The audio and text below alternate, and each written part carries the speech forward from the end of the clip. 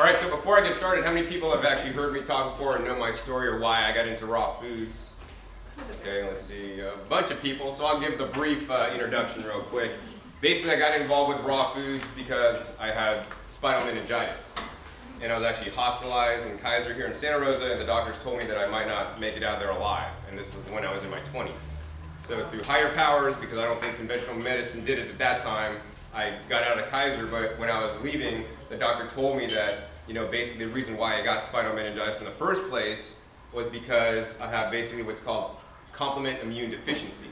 So he blamed, me getting the spinal meningitis on basically a weakened immune system that was blamed on my genes, basically. So he said basically you could get an injection, or an immunization to, try to help against not getting it.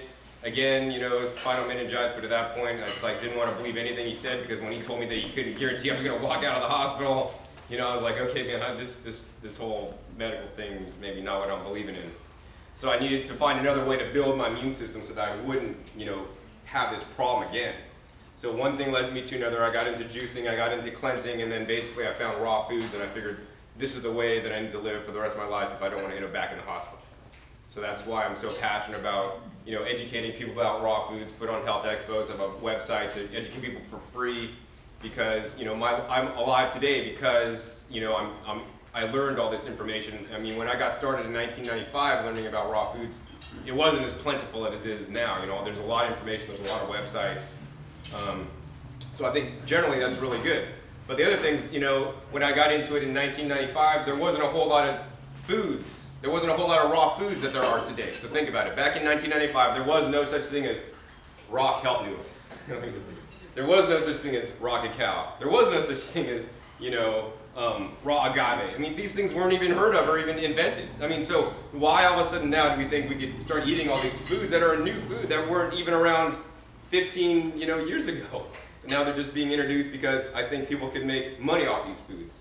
So I'm here to hopefully teach people hopefully the healthiest way to do it, because I got into this for my health, not because I'm a raw food chef and I want to make the latest and greatest things with cacao and agave, and not because I'm necessarily vegan, which I am, eat mostly vegan, because, I want to eat agave instead of honey. I mean, I think honey is a much better choice if you're not a purist vegan to use than agave syrup, for instance.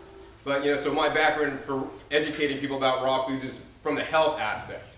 So I'm educating you because this is what the healthiest thing to do. This is how I got my health back, and this is how I would like, hopefully, everybody at least to know this information on how to live the raw foods diet the healthiest.